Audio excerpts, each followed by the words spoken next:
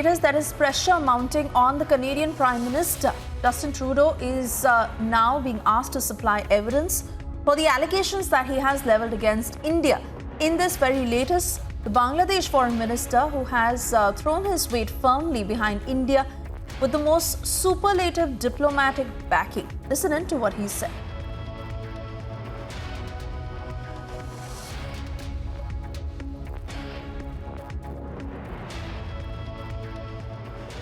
I think it is very sad. I don't know the detail of it, so I cannot make any comment.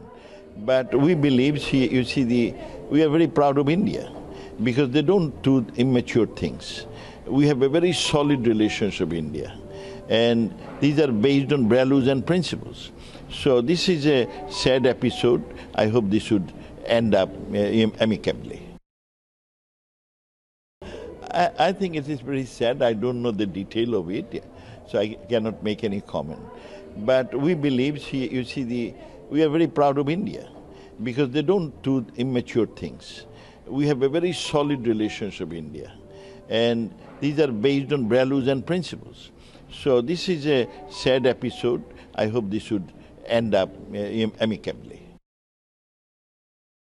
Meanwhile, top United States diplomat has said that there was shared intelligence among Five Eyes partners that had prompted the Canadian Prime Minister, Justin Trudeau, who went on to level these offensive allegations against India about Indian agents' involvement in the killing of a Khalistani extremist Nijar on Canadian soil.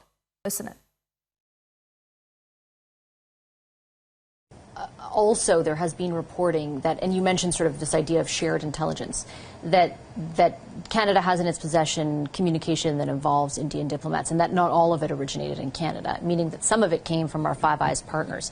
Are you able to answer whether or not that intelligence came from the U.S.? So I'm not. I wouldn't in any circumstance. I think I've already gone further than you should have expected that I'd be willing to go by confirming that there was shared intelligence among Five Eyes partners that helped lead Canada to making the statements that the Prime Minister made. Meanwhile, over the last few days, we've told you about Canada's Prime Minister, Justin Trudeau, who's been backing a Khalistani terrorist and accused India without offering any evidence when it came to allegations of his killing. Trudeau may not want to acknowledge, but Nijar was a terrorist.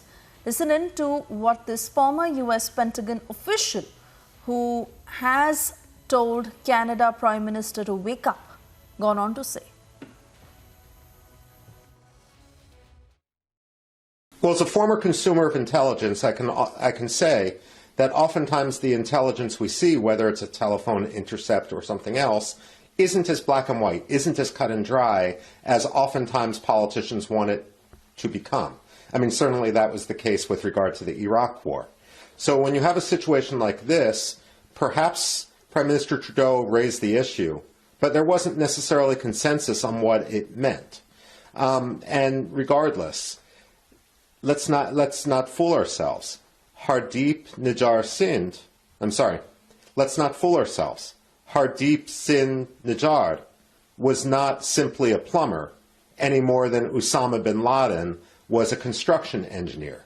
He had blood on his hands through multiple attacks, and therefore, while Secretary of State Blinken may after the fact say that the United States will always stand against transnational repression, we're actually being hypocritical if Secretary Blinken makes that statement, because after all, what we're talking about isn't transnational repression. We're talking about transnational terrorism, and what the United States did to Qasem Soleimani and what the United States did to Osama bin Laden is really no different than what India is alleged to have done in this case. And while the world is asking for evidence, the word is that all Trudeau has to supplement his allegations appears to be an open source report available via a Google search. Listen in to what the Premier of British Columbia has said when it came to Nijar's killing. The public realm. The only briefings that I've been able to receive from CSIS are what are called open information briefings or open source briefings, which is information that's available to the public doing an internet search, which I find frustrating. And so I can be transparent about that information that I've received. In terms of the specific incident in Surrey, I was contacted by the Prime Minister. He briefed me about what he was going to say in the Parliament, which he then went on and said. He offered to me a briefing from CSIS, which of course I said yes, I would like that. We arranged it. We got a briefing from the director, which was, as I say, open source information, and then that was it.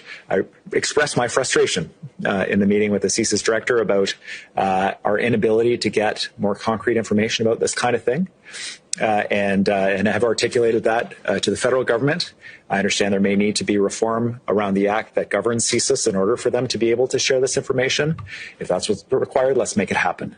Because the only way that we're going to make traction on this is by the federal government trusting the provincial government with information and being able to act on it in our local communities.